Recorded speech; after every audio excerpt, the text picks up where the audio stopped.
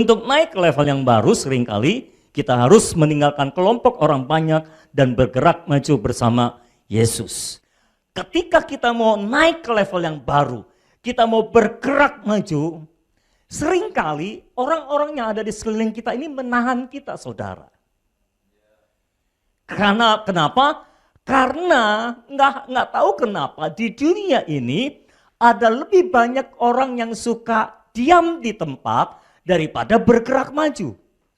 Makanya seringkali ketika kita mau bergerak maju, kita harus meninggalkan kelompok orang banyak yang enggak suka maju. Yang maunya diam di tempat terus. Yang maunya bermalas-malasan di rumah terus. Nggak mau gerak maju. Itu sebabnya ketika kita ada dalam satu komunitas tertentu, kita mau maju, mereka seringkali menahan kita untuk maju. Tapi kita harus ambil keputusan. Kalau kita mau mengikuti Yesus, bergerak maju bersama Yesus, kita harus rela meninggalkan komunitas kita yang lama, yang tetap mau diam di tempat. Terus terang saya kadang-kadang agak bingung melihat orang yang suka sekali diam di tempat. Kalau mereka lari, lari di tempat. Keringetan sih,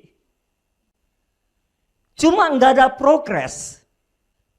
Itu sebabnya sebagai manusia, kita harus selalu mengevaluasi diri kita. Ini kira-kira kita ada kemajuan nggak nih? Kalau saudara bekerja, saudara harus mengevaluasi. Saudara ini kerja bertahun-tahun, ada kemajuan nggak nih? Kalau nggak ada kemajuan, artinya engkau diam di tempat. Mungkin engkau lari, tapi diam di tempat, lari di tempat. Enggak kemana-mana. Enggak ada pertumbuhan. Enggak ada kemajuan yang kelihatan. Hasilnya begitu-gitu saja, di situ-situ saja. Saudara enggak kemana-mana. Apalagi di masa pandemi corona ini, semua punya alasan untuk diam di tempat. Kan memang harus stay at home. Enggak boleh kemana-mana.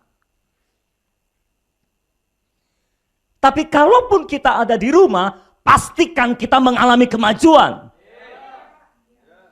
Kalaupun kita harus stay at home, pastikan kita mengalami kemajuan. Jiwa kita, roh kita nggak harus dikungkung dalam rumah. Tubuh kita mungkin dikerangkeng dalam rumah, tapi jiwa dan roh kita tetap harus bergerak maju. Harus ada target, harus ada visi, ada mimpi. Saudara tahu kenapa Tuhan mendesain kehidupan Yusuf sampai dia harus dipisahkan dari saudara-saudaranya pindah ke Mesir, menjadi budak.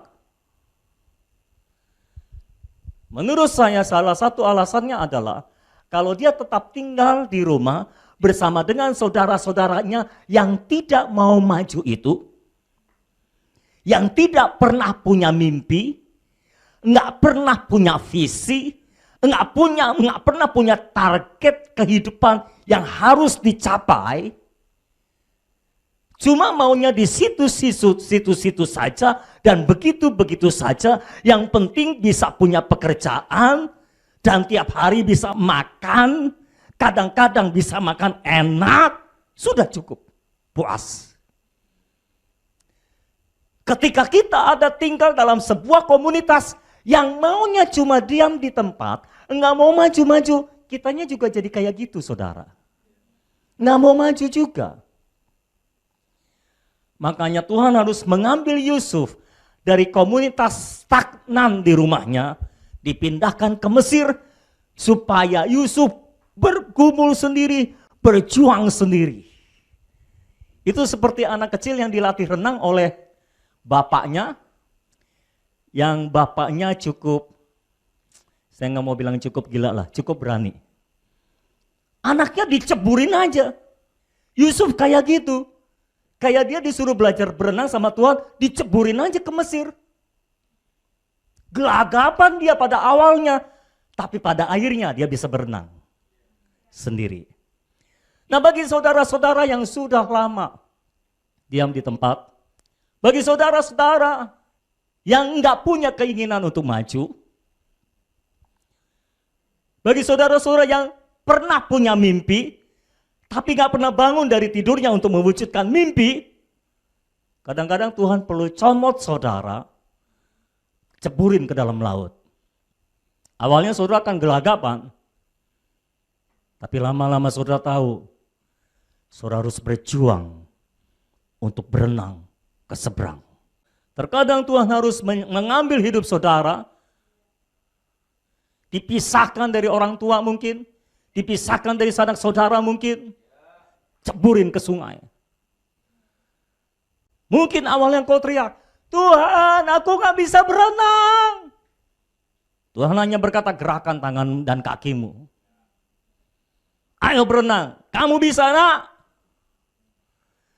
Tuhan aku gak bisa, kan Tuhan maha tahu. Tuhan kan tahu aku gak bisa berenang. Roh Kudus dengan suara kecilnya di dalam diri saudara akan berkata, kamu bisa nak. Sesungguhnya kamu bisa. Cuma selama ini kamu gak mau. Selama ini kamu lebih suka diam di tempat. Makanya perlu diceburin ke sungai.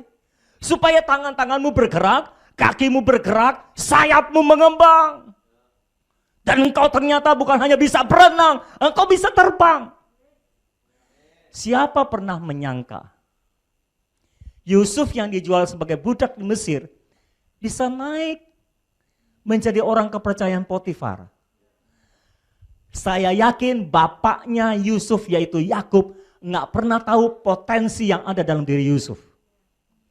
Bahkan Yusuf sendiri nggak pernah menyadari ternyata dia bisa. Saya yakin awal kedatangannya di Mesir sebagai budak, dia banyak menyendiri di sudut lorong dan menangisi dirinya, menangisi nasibnya, menangis teriak kepada Tuhan dan berkata, Tuhan, mengapa? Mengapa lagi? Udah tahu nggak ada jawabannya, nanya melulu. Tapi ketika Tuhan biarkan Yusuf berjuang, menggerakkan tangannya, menggerakkan kakinya, ternyata Yusuf bisa loh saudara.